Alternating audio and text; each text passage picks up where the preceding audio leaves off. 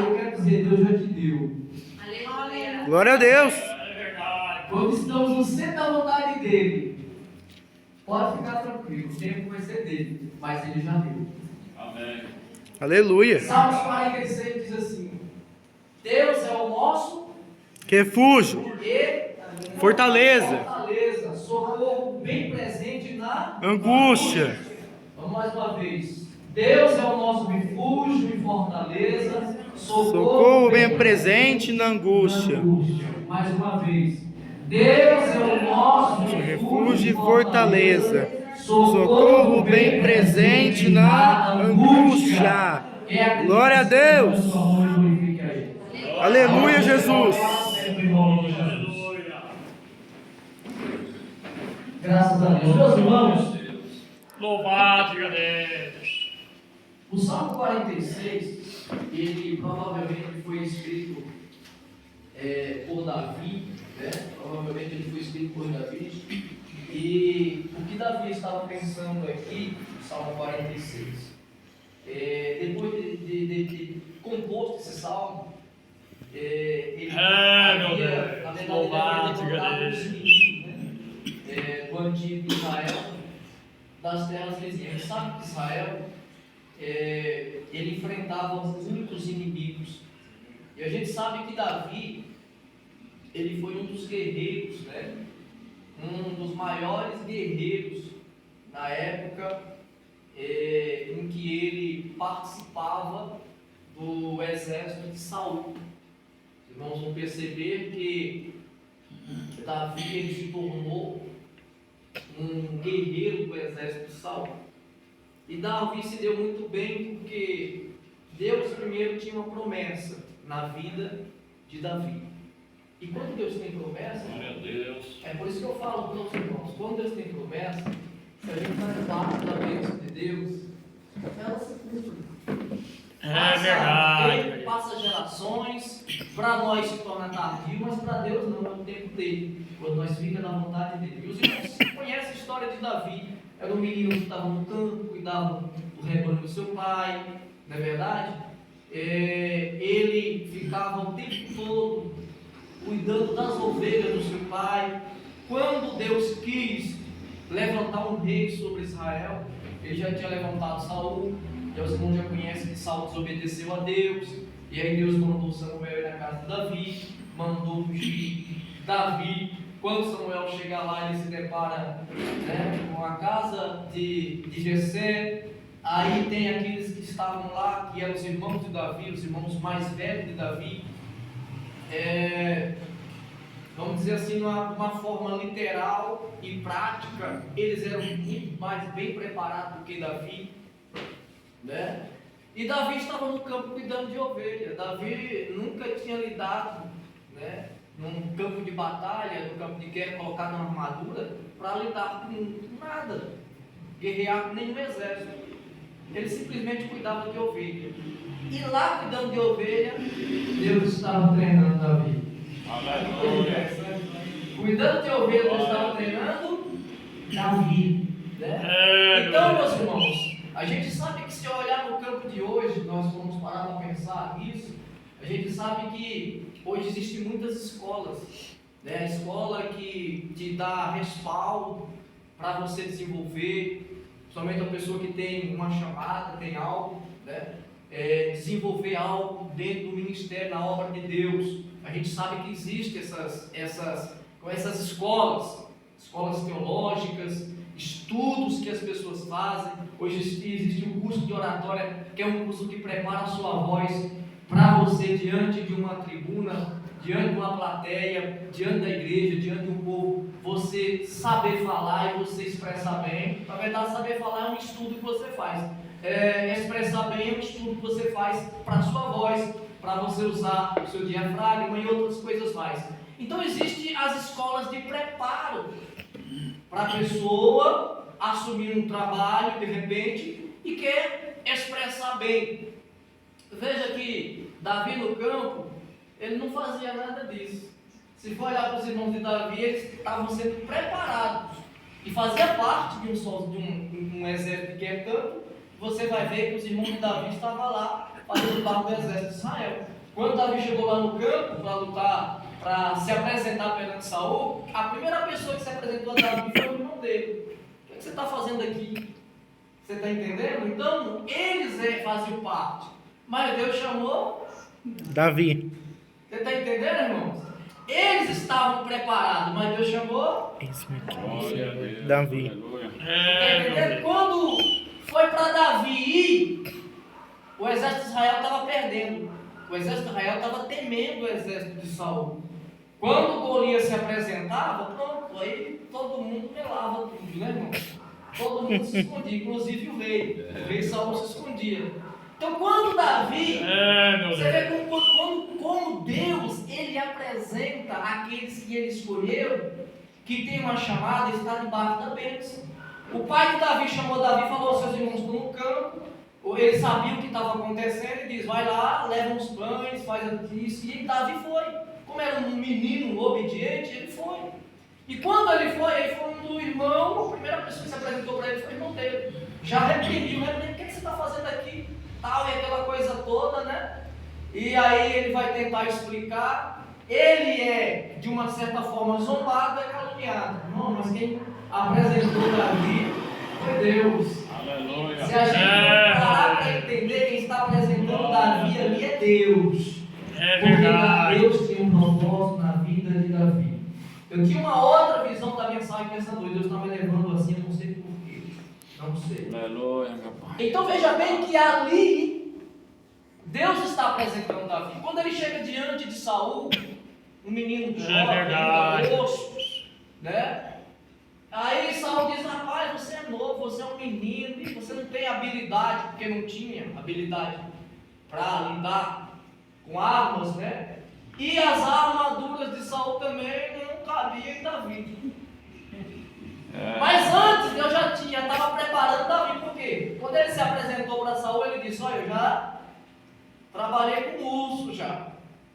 As ovelhas do meu pai, o urso vinha atacar, eu ia lá e Matava. O leão vinha, meu Deus. eu ia lá e Matava também. Você está entendendo? Então Deus treinou Davi com o urso e treinou Davi com o leão. Você entendeu, irmãos? Agora quem Davi Glória a Deus. vai treinar? Golias. Glória a Deus. Então veja bem, as lutas que você está passando, as lutas que você está vivendo, você não participou de nenhuma escola, mas você está vivenciando isso. E se nós pudermos tirar proveito das lutas e das guerras que nós estamos iniciando, nós estamos sendo preparados para enfrentar um gigante.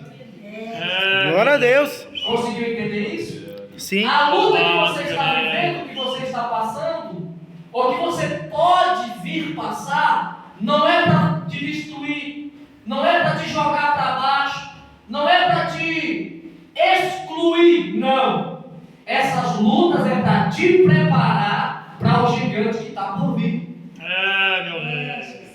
E nós temos duas opções. Olha para a amiga, você tem duas opções. Você tem duas opções. Ou você luta, Ou você e morre luta para vencer. e luta pra você. Ou então você se entrega. Então você se E entrega. quem se entrega, irmão, está jogando pano dizendo não dá mais, não aguento mais. É duas coisas que você tem.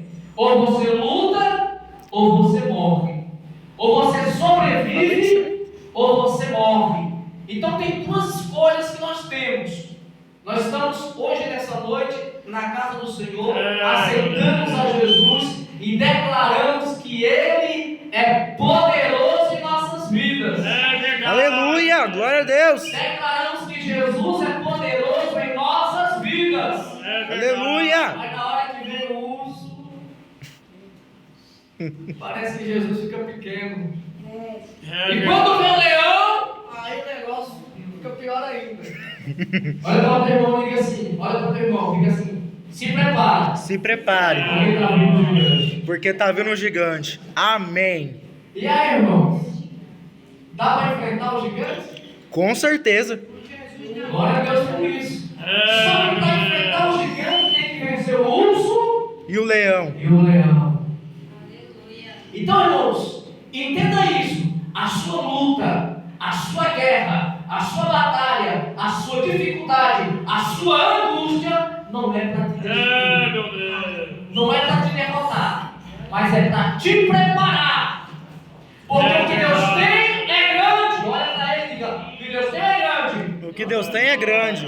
E para você ser vitorioso, E para você ser vitorioso, tem que vencer o Golias. tem que vencer o Golias, o gigante. É verdade.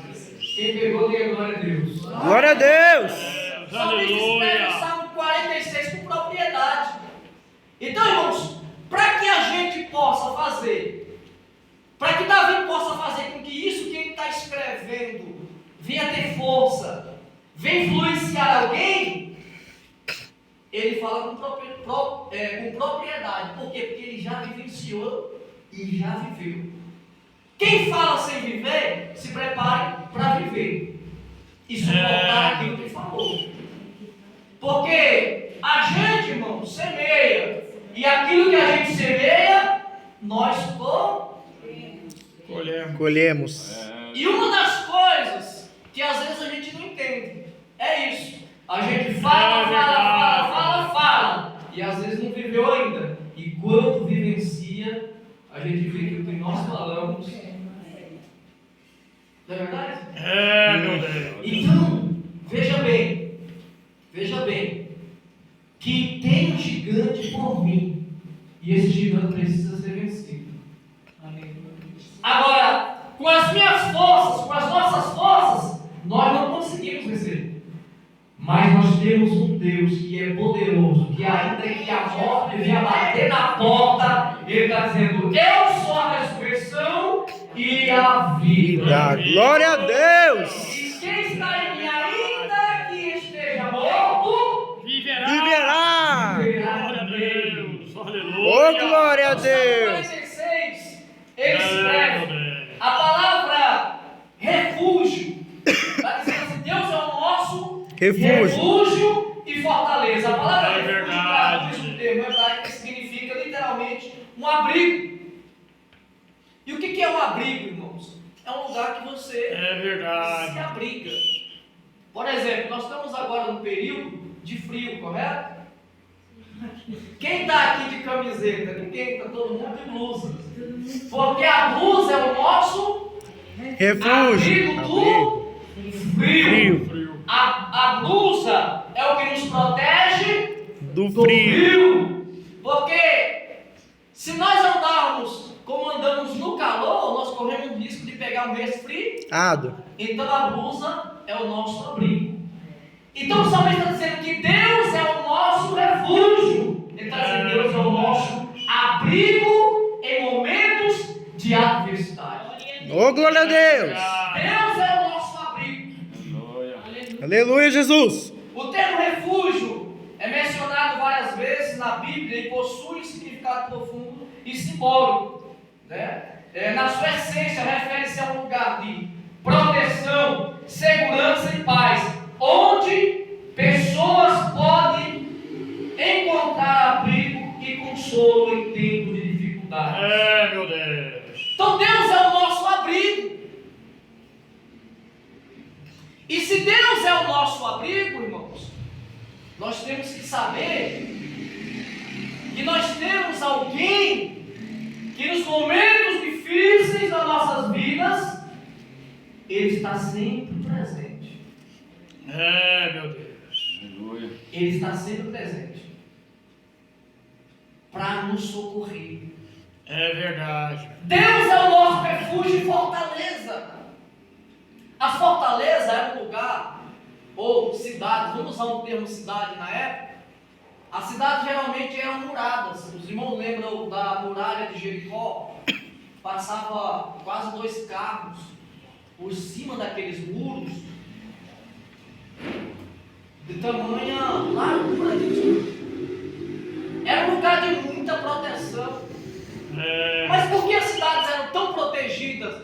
Existiam as fortalezas, eram tão seguras daquelas formas, por causa do exército inimigo, quando vinham para invadir. Eles tinham as torres de vigia, além dos muros, tinha os portões centrais, e tinha as torres de vigia, e ficava o guarda de vigia, vigiando de cima daquela torre. Eles enxergavam o inimigo de longe. A cidade era bem protegida. Então o povo